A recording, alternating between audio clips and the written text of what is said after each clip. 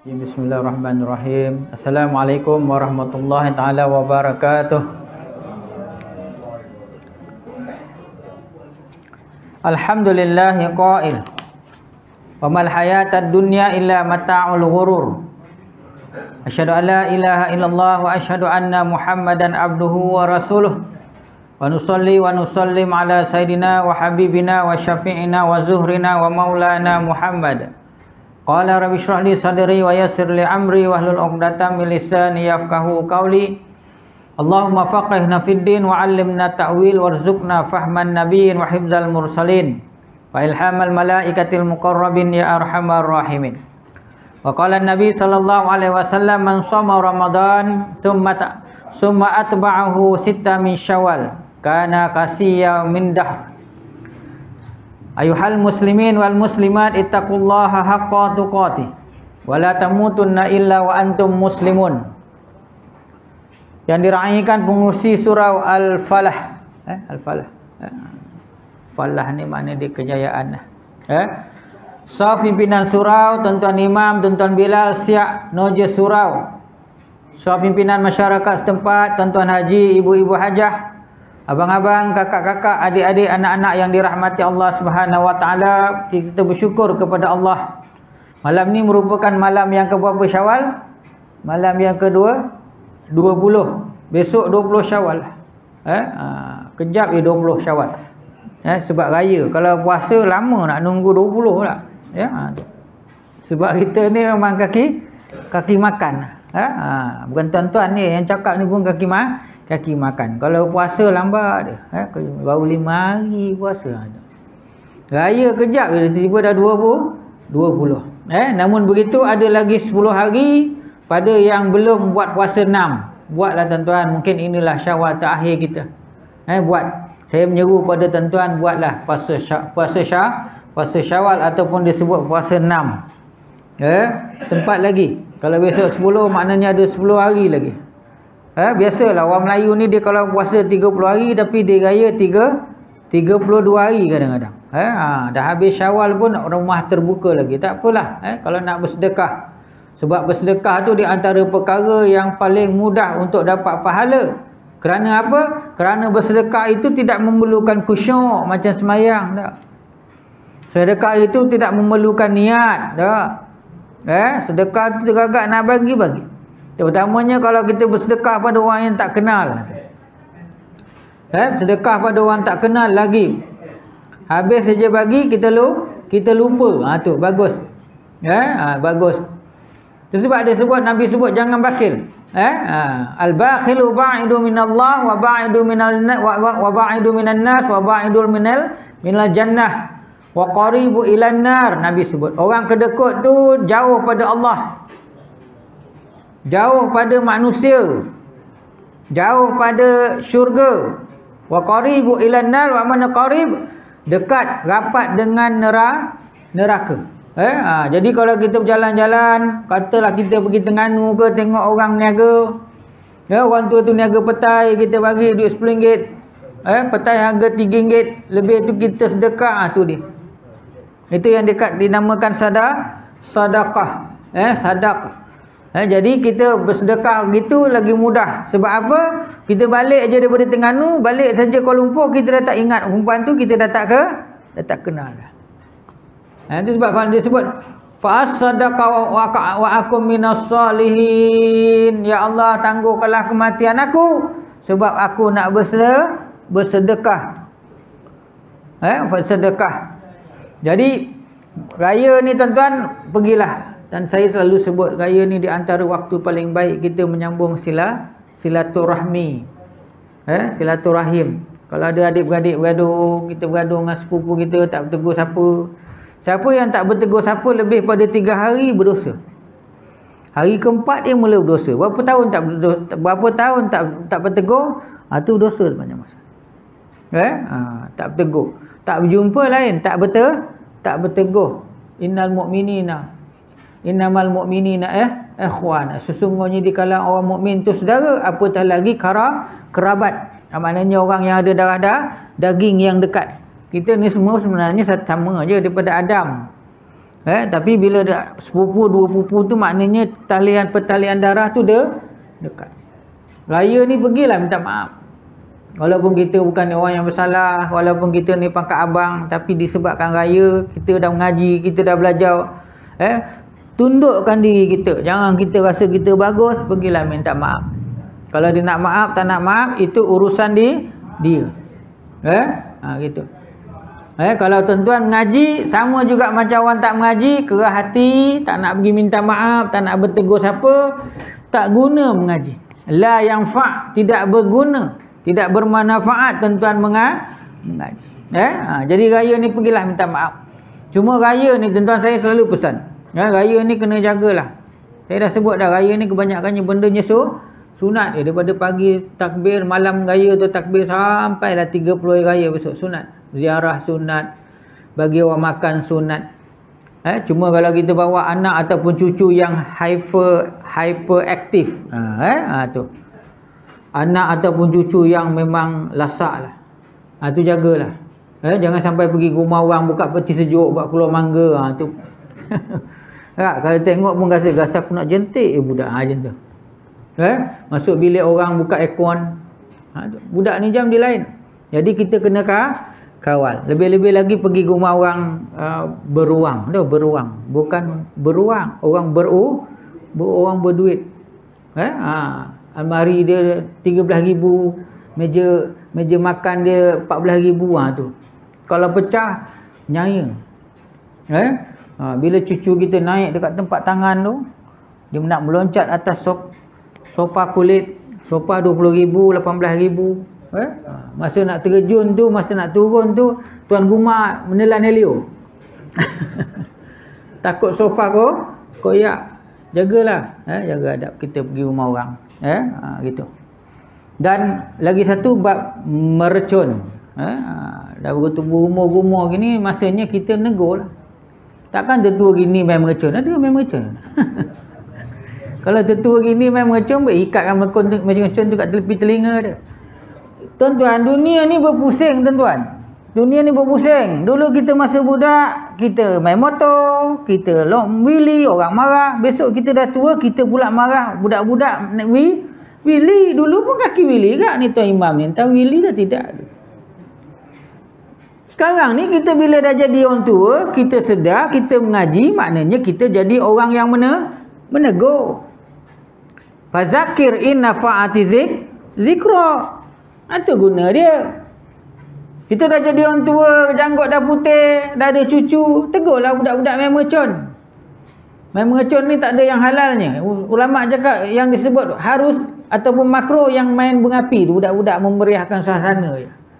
Kalau dah jam naik sampai 135 das tu, harga sampai 200-300 ringgit tu, hukum dia haram. Tegur. Anak-anak cucu kan tahu pun kita main mengecun dulu. Tak? Ada main mengecun. Dulu waktu ra'i kita orang tegur. Sekarang ni kita bila dah tua, tu sebab Nabi sebut ad-dinu nasihat. Agama tu nasihat. Siapa yang nak nasihat? Orang yang lebih tua, orang yang lebih tahu menasihati orang yang muda. Gitu. Berpusing. Baik. Kita sambung kitab. Malam pertama di alam kubur, muka surat 78. Ada yang buka kitab ke? Tak ada dah? Semua khatam dah? Alhamdulillah. Baik. Terapi kerasnya hati. Qala muallifu rahimahumullah, berkata penulis kitab yang mudah-mudahan dirahmati Allah, maktub fi hazal kitab, tertulis dalam kitab ini. Terapi kerasnya hati. Hati siapa? Hati kita. Hati kita ni keras ke lembut? Ada kalanya keras, ada kalanya lembut. Itu sebab dalam surah Maidah Allah Ta'ala sebut, wa man lam yahkum bima anzalallahu fa ulaika humul kafirun. Barang siapa yang tak berhukum dengan hukum Allah, hukum dia kafir. Kafir di sini maksudnya kafir apa? Kafir akidah. Wa man lam yahkum, ayat 25. 27 ayat Allah Ta'ala sebut lagi, wa man lam yahkum bima anzalallahu fa ulaika humul fasiqun. Fasik ni makna dia apa? Orang yang mengekalkan dosa. Beriman tapi berdosa hari. Dosa yang sama. Maksud dia apa? Hari ni pakai seluar pendek, besok pun pakai seluar pendek. Itu fasik. Itu fasik. Kalau orang tuan-tuan macam tuan-tuan ni semayang mengaji hari-hari pergi masjid surau ni, kebanyakannya yang ketiga ni. Apa dia? Wa man lam yahkum bima anzalallahu fa ulaika humul zalimun. Siapa yang tak berhukum dengan hukum Allah, dia orang termasuk dalam golongan orang yang zalim. Apa dia zalim? Tahu hukum, tahu ni, tapi sekali-sekali langgar macam tu. Tahu ngumpat tu salah, tapi tengah mengumpat tu sedap. Ingat ni dosa, tapi ngumpat juga. Itu zalim. Tapi kalau mengekalkan mengumpat, dia naik atas lagi pergi fasik. Itu sebab Nabi apa yang duduk dalam perut ikan tu? Nabi apa nama dia? Yunus. Nabi Yunus. Apa doa di dalam perut? Rabbana zalam anfusana wa illam taghfir. Rabbana, wahai Tuhan aku, Rabbana zalamna, kami telah menzalimi diri kami. Kenapa sebut menzalimi diri kami? Sebab tahu benda tu salah, tahu dosa, tapi buat tu. Contoh saya ambil satulah, tengok handphone. Kadang-kadang kita buka YouTube tengok, tengah-tengah tengok tu masuk iklan apa? Iklan baju dalam tu. Baju dalam ni laki ke perempuan? Perempuan lah.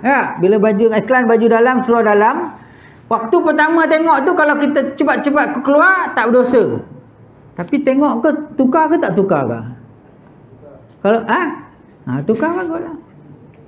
Ni tengok dulu sampai habis baru tukar. Tu tahulah hukum. Tahu, tapi tengok juga. Itu yang dinamakan zalim.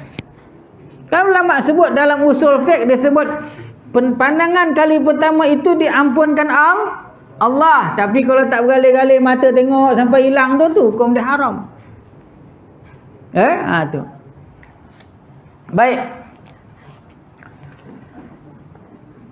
Para ulama mengatakan penyembuhan hati yang keras boleh dengan beberapa cara. Ulama cakap hati kita ni keras. Hati kita ni keras. Kadang-kadang lembut. Kadang-kadang lembut. Bila hati terbuka tu, rajin nak baca Quran, rajin nak sembahyang tahajud, bangun cepat awal tu, itu maknanya waktu tu hati lembut. Waktu tu dinamakan iman kita yazid. Apa makna yazid? Tengah naik. Waktu tu lembut.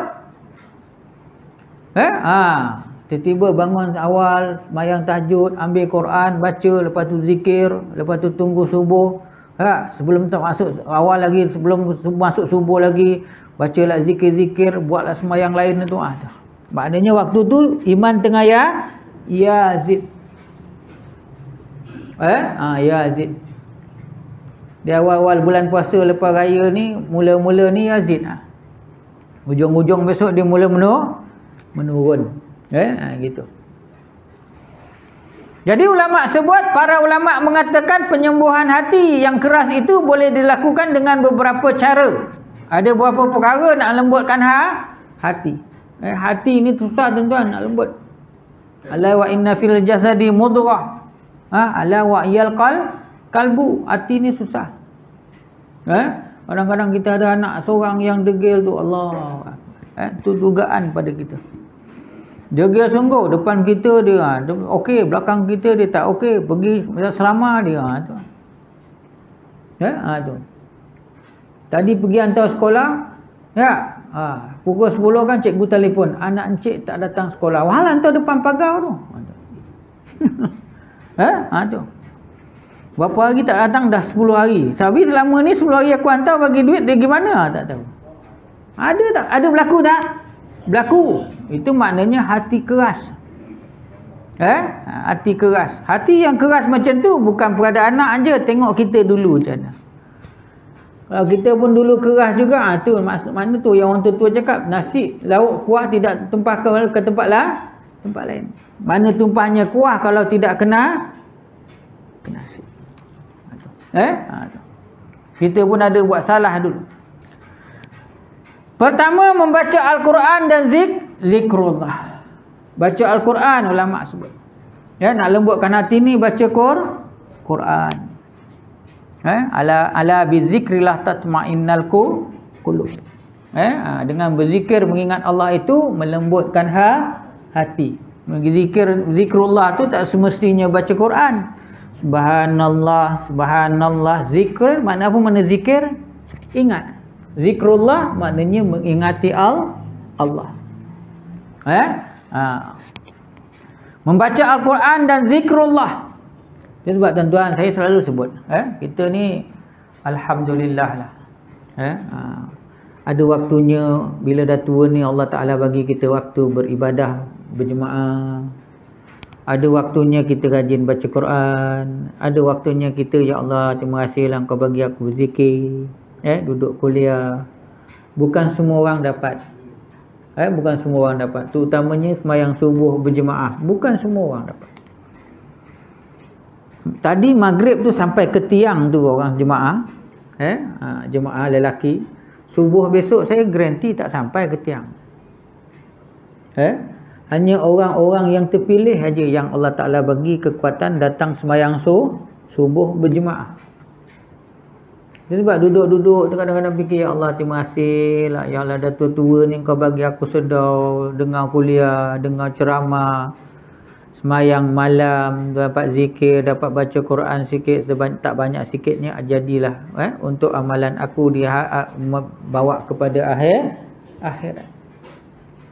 Tuan-tuan bayangkan orang dulu tuan-tuan, orang dulu. Saya cerita ni orang Melaka lah. Orang Melaka dulu tuan-tuan, tahun 70-an 80-an, dia orang mandi sapau tau, mandi sapau. Ada orang Melaka tu? Ada. Ingat dah pupus orang Melaka dia. Orang Melaka ni bulan dia tak panggil sapar, dia panggil sapau. Sapau. Bulan Safar dia pergi bayar niat, dia ada pesta dekat Tanjung Keling. Sekarang panggil Tanjung Puteri. Pantai Puteri, tu betul. Pantai Puteri. Orang Melaka ni Tanjung bagi kat Keling, Bukit bagi kat Cina. Durian ni tinggal sebatang. Tu. Orang Melaka tuan-tuan dia suka mandi sapau. Mandi sapau ni kadang-kadang ada yang bawa binatang sembelih sekali. Tu.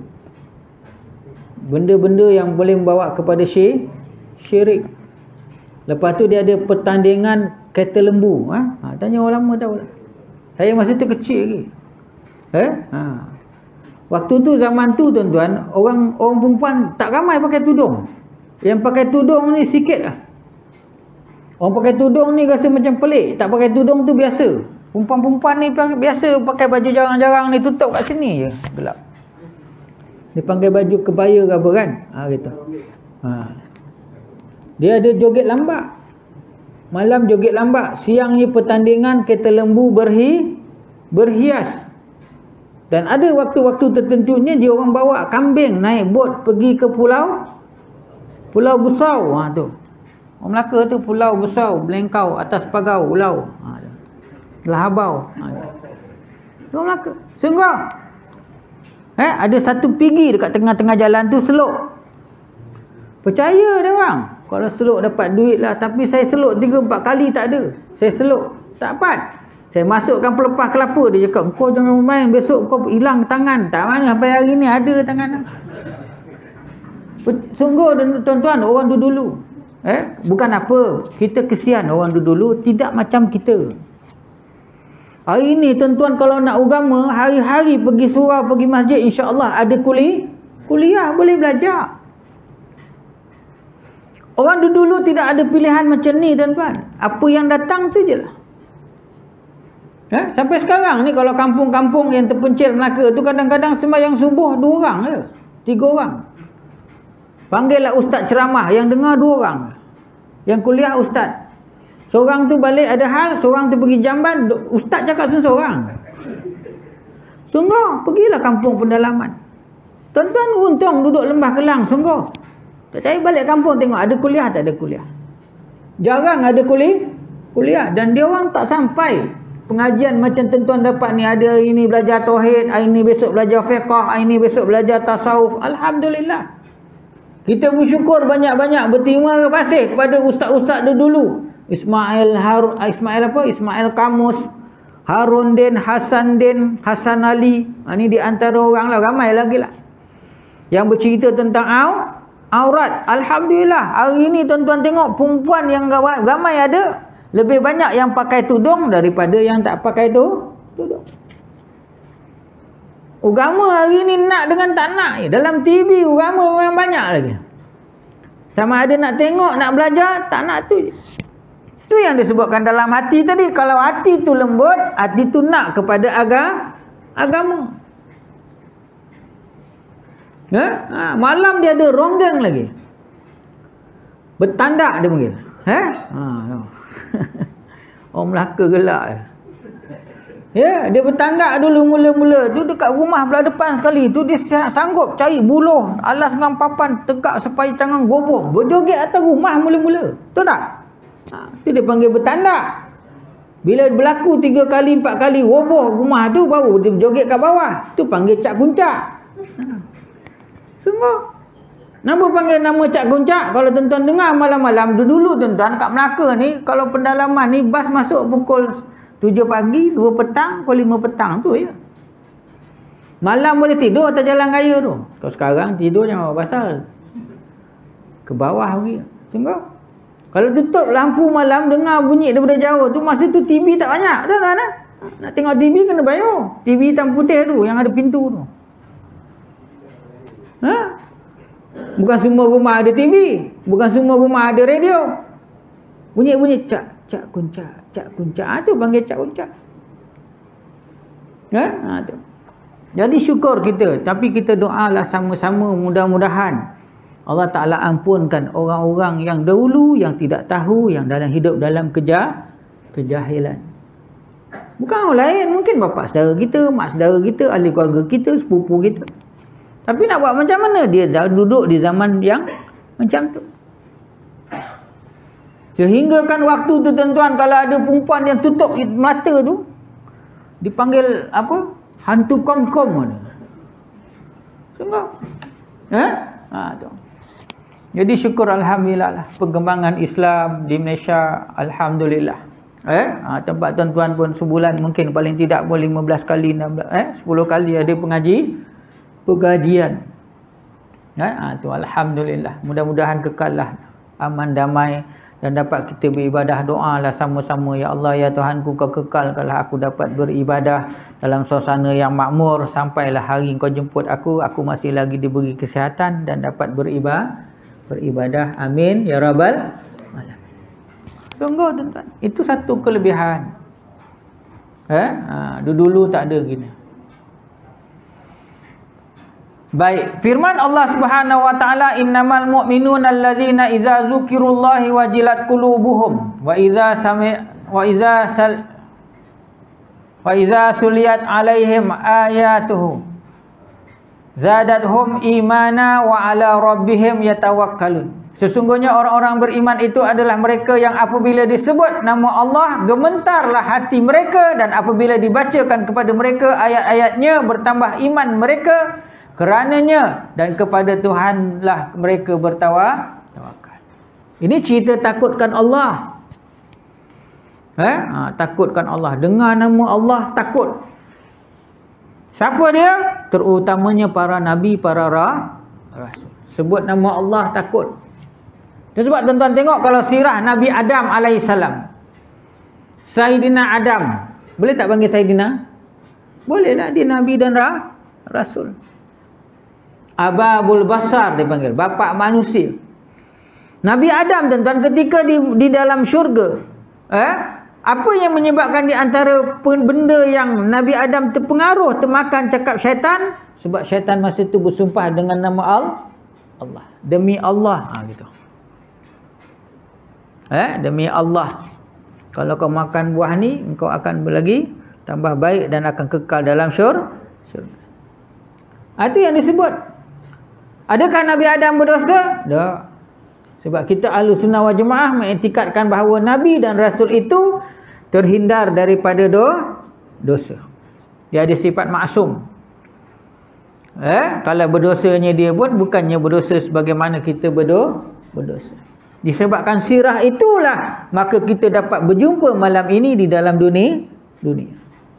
Selepas Nabi Adam alaihissalam diusir daripada syurga, diturunkan ke dunia, kemudian berlakulah beberapa berjuta tahun, ribu tahun, akhirnya kita berjumpa pada hari ini disebabkan sirah tu tadi.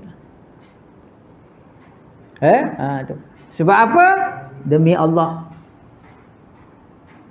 Itu sebab dalam kisah yang lain disebut Ibnu Abbas, tuan-tuan, Ibnu Abbas, Abdullah bin Abbas, anak kepada Sayyidina Abbas, sepupu Nabi. Sayyidina Abbas ni bapa saudara Nabi. Abdullah bin Abbas ni sepupu Nabi. Waktu Nabi jadi rasul dia kecil lagi. Dia di antara orang alim. Ketika permintaan Sayyidina Umar, umur dia belasan tahun, Sayyidina Umar jemput dia masuk dalam syura, perbincangan ataupun mesyuarat berkenaan hukum. Sayyidina Umar panggil Abdullah bin Abbas masuk sekali. Sebab apa? Di atas kealiman dia. Dia alim. Sayyidina Abdullah bin Abbas. Abdullah bin Abbas ni tuan-tuan, satu hari dia pernah naik kuda. Dia naik kuda, di tengah jalan-jalan tiba-tiba ditahan oleh seorang Arab. Dia cakap apa? Demi Allah, Abdullah bin Abbas, sesungguhnya aku sayang, aku suka betul kuda kau ni. Tuan-tuan tahu apa dia buat? Dia turun daripada kuda tu, dia baginya orang tu kuda tu. Begitu juga dengan cerita serban yang dipakai. Di tengah pakai serban, orang Arab tu tahan, dia cakap, wahai Abdullah bin Abbas, demi Allah, aku suka akan serban kau. Lalu dicabutnya serban tu, dibaginya pada orang Arab tadi. Lalu pembantu dia cakap, wahai Abdullah bin Abbas, kenapa orang yang minta kuda, orang yang sebut serban tadi cantik, kau bagi dia? Apa dia cakap? Demi Allah, aku tidak boleh menolak kehendak seseorang yang bersumpah dengan nama Allah. Takut dia dengan perkataan Allah. Kita hari ini sikit bersumpah dengan nama Allah. Para nabi, sahabat Nabi dengan nama Allah pun takut. Kan saya pernah cerita satu hari Nabi Surakah, orang kafir tu, Nabi tengah tidur di bawah pohon tamar, dia datang bawa pedang, dia letaknya leher Nabi. Pedang tu diletakkan leher Nabi. Dia cakap, ya Muhammad, sekarang pedang ni di leher kamu. Kalau aku tetas leher kamu, aku tebas leher kamu, siapa yang nak menolong kamu? Apa Nabi jawab? Allah. Kataan Allah ini bila disebut oleh seorang Nabi dan Rasul, gementar, tercampak, terlepas akan pedang. Kemudian Nabi ambil pedang tu, letak dekat leher Surakah. Dia cakap, wahai Surakah, sekarang ni kalau aku ambil pedang ni, aku tewas, aku tetas leher kamu, siapa yang nak menolong kamu? Tidak ada Muhammad melainkan engkau. Langsung terus mengucap asyhadu alla ilaha illallah wa asyhadu annaka ya Muhammad rasul. Itu sebab saya dah selalu sebut, kalau masuk dalam hutan jumpa rimau, tahu rimau? Orang Melaka cakap rimau, harimau. Dia suruh apa? Takbir, Allahu Akbar. Binatang takut. Ada kisah dekat Kelantan, orang tu tengah menoreh getah, tiba-tiba didatangi harimau. Disebut Allahu Akbar, lari harimau. Tu. Orang je kadang-kadang sebut Allahu Akbar, orang tak tahu. Niaga bagus dekat pasar malam. Allahu Akbar, Allahu Akbar. Dia bagus jual air tebu. Sampai isyak.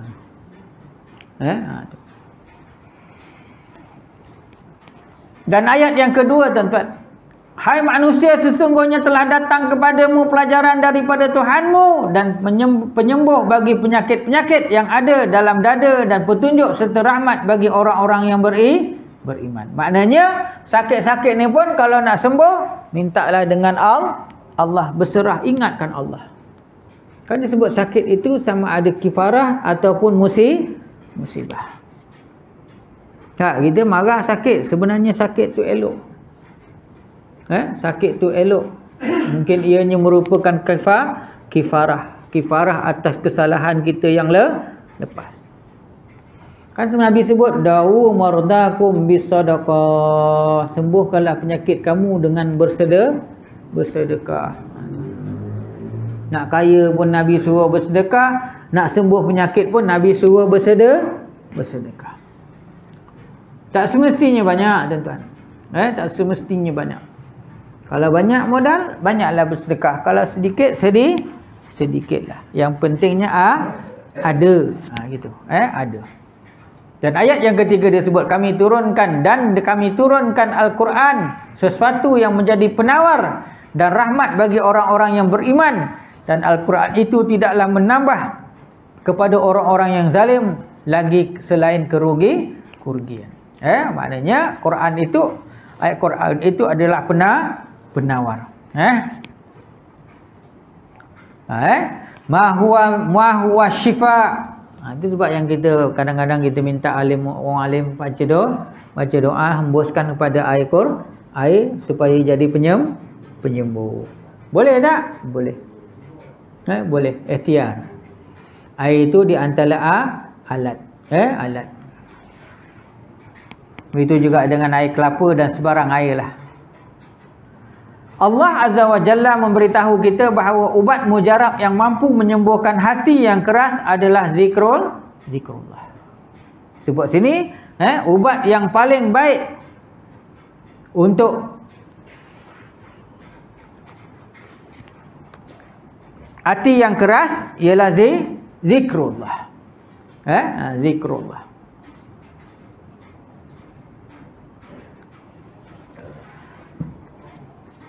Itu sebab tuan-tuan kita ni disebut apa? Wamal hayatad dunya illa mata'ul ghurur. Dan harta, mal tu harta lah. Kita sebut baitul mal, rumah harta. Mal tu harta. Wamal hayatad dunya illa mata'ul ghurur. Satu hari 24 jam, kita tidur 7 jam, kita semayang katalah 1 jam, kita zikir dan baca Quran katalah 1 jam. 10 jam. 10 jam. Maknanya ada lagi 14 jam.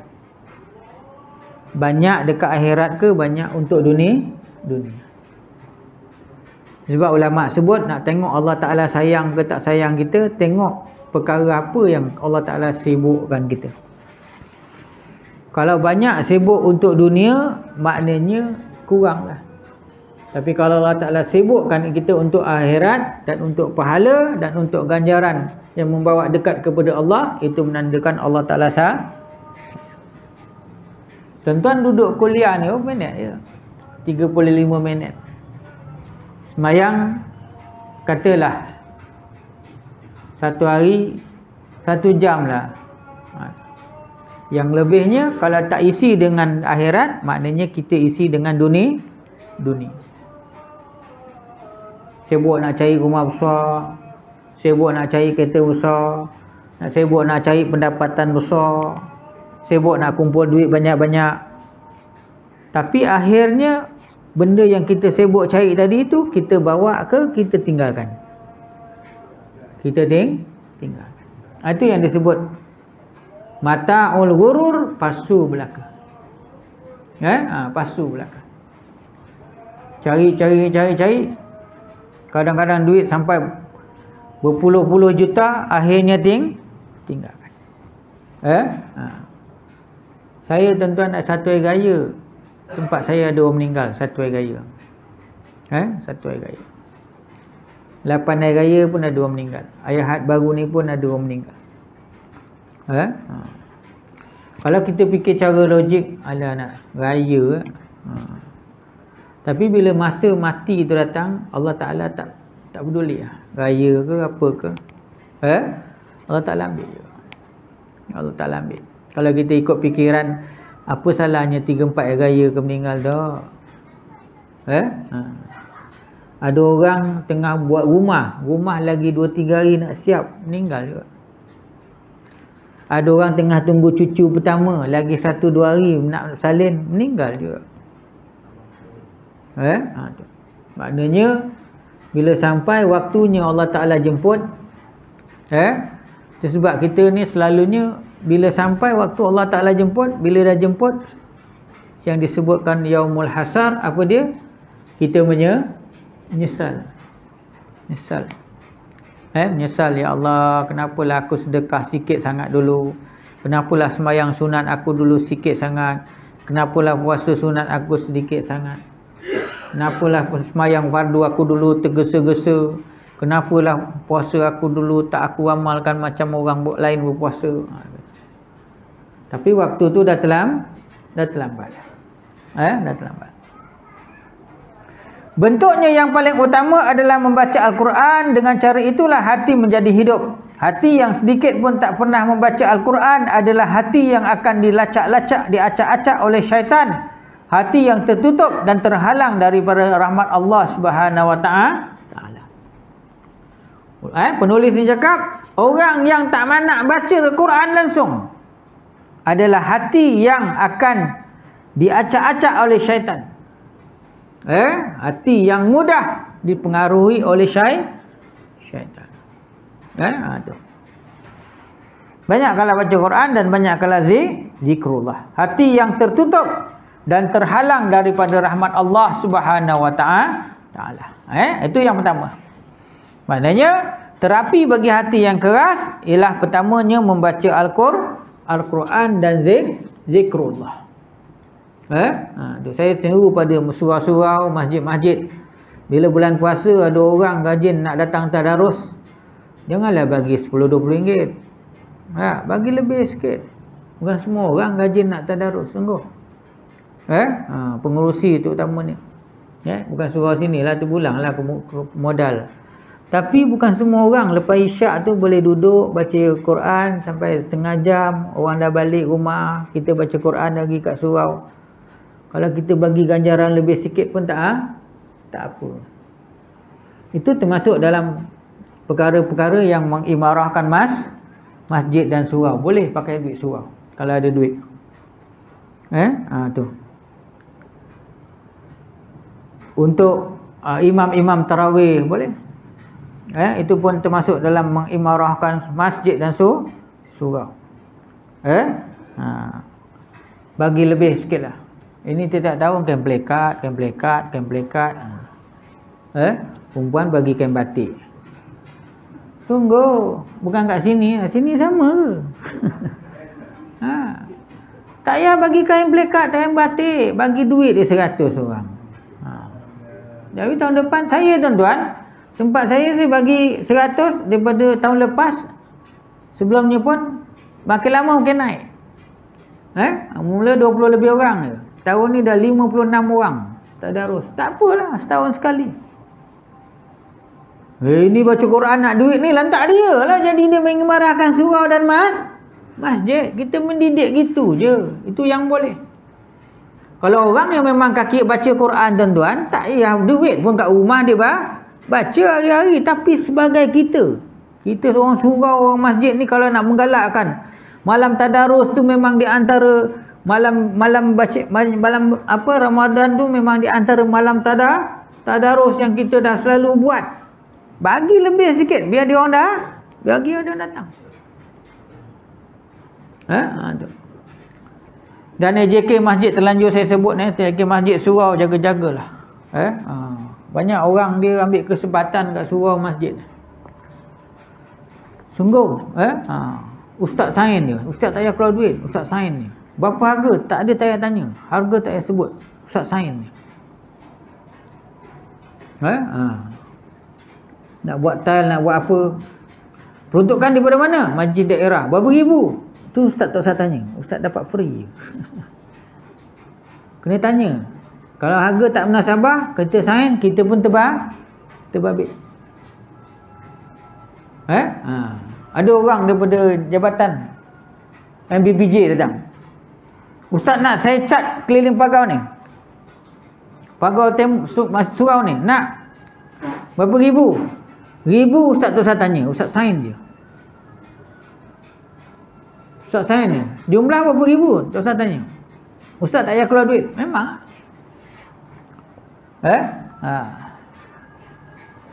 Baik-baik cat masjid tu keliling tu surau tu baru 5,000, dia tala sampai 15,000. Tu yang datang tu bukannya Acong Ali, bukan Aling. Yang datang tu Abdullah, Abdul Samad, Abdul Rahim, nama Islam. Saya siap tanya dia, awak tak takut ke akhirat besok kena tanya? Oh, ini bukan saya, ini kontraktor. Itu jaga tu. Kalau benda tu membabitkan peruntukan yang lebih daripada sepatutnya, kita sebagai pengerusi, kita sign. Tu dia. Faman ya'mal misqala dzarratin khairan yarah.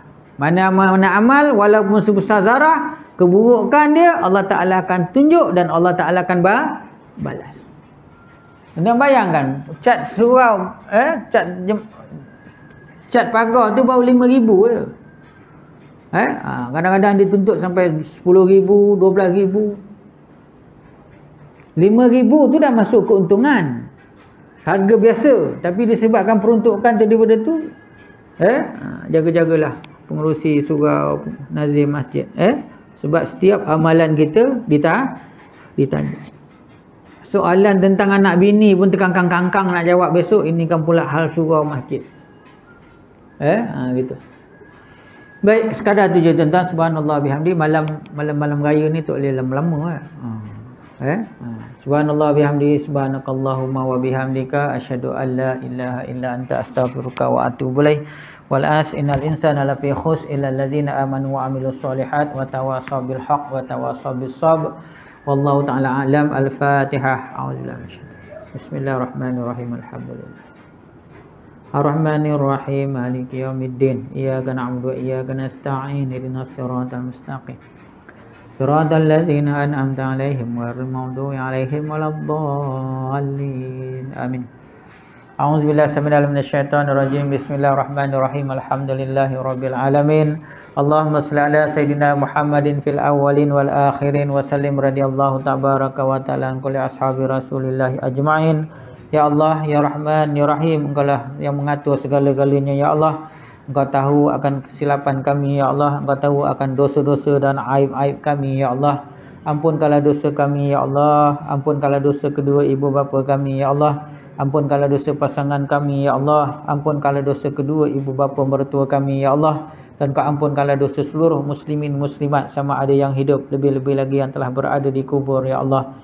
Ya Rahman, Ya Rahim, hiasilah kehidupan kami dan seluruh ahli keluarga kami dengan akhlak yang terpuji, Ya Allah. Jauhkanlah kami dan seluruh ahli keluarga kami daripada akhlak-akhlak yang tercela, Ya Allah. Kau tunjukkanlah pada kami dan seluruh ahli keluarga kami yang benar itu benar, Ya Allah. Rezekikanlah kami dan seluruh ahli keluarga kami agar dapat melakukannya, Ya Allah.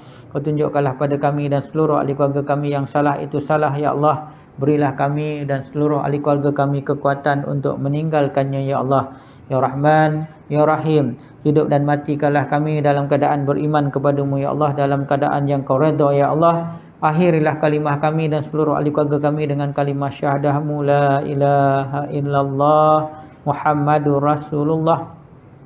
Kepada seluruh ahli keluarga kami yang telah berada di kubur, Ya Allah, permudahkanlah mereka di kubur, Ya Allah. Lapangkanlah kubur mereka, Ya Allah. Terangilah kubur mereka, Ya Allah. Kau tukarkanlah lubang kubur yang sempit kepada taman-taman syurga yang penuh dengan kenikmatan, Ya Allah. Kami khususkan doa ini buat kepada kedua ibu bapa kami, Ya Allah, yang telah banyak berjasa dan berkorban demi kami, Ya Allah. Dari awal kelahiran kami hinggalah mereka menutup mata, Ya Allah. Tidak putus-putus mereka membanting tulang, memeras keringat untuk pakaian yang kami pakai, makanan yang kami makan, pelajaran yang dibekalkan kepada kami, Ya Allah. Tidak terbalas kami akan jasa dan pengorbanan mereka, Ya Allah. Kami khususkan juga doa ini buat pasangan kami, anak menantu kami, ahli keluarga terdekat kami yang telah mendahului kami, Ya Allah. Sebagai manusia biasa tentulah banyak salah dan silap yang mereka lakukan semasa hayat mereka, Ya Allah. Namun Engkaulah Tuhan yang Maha Pengampun lagi Maha Penyayang, Ya Allah. Ampunkanlah segala kesalahan mereka, Ya Allah. Terimalah akan amal ibadah dan kebajikan yang pernah mereka lakukan semasa hayat mereka, ya Allah. Himpunkanlah roh mereka di dalam golongan orang yang beriman dan beramal soleh, ya Allah. Himpunkanlah roh mereka di dalam golongan orang yang mendapat nikmat-Mu di dalam kubur, ya Allah. Seterusnya ke syurgalah hendaknya mereka dan juga kami, ya Allah, bagi bertemu dengan-Mu, ya Allah, bagi bertemu dengan para rasul-Mu, terutamanya Rasulullah sallallahu alaihi wasallam, dan juga bertemu dengan seluruh ahli keluarga kami yang telah lama meninggalkan kami, ya Allah. Rabbana taqabbal minna du'ana innaka antas sami'un alim wa tub alaina innaka antat tawwabur rahim. Walhamdulillahi rabbil alamin. Taqabbalallahu minna wa minkum. Ada satu benda saya terlupa nak sebut, tuan-tuan. Ni musim panas. Kalau tuan-tuan daripada keluar panas nak masuk dalam bilik air mandi, dipesan jangan siram kepala terus. Siram kaki dulu. Takut kena stroke haba. Gitu. Mudah-mudahan kita dilindungi, insya-Allah. Assalamualaikum warahmatullahi wabarakatuh.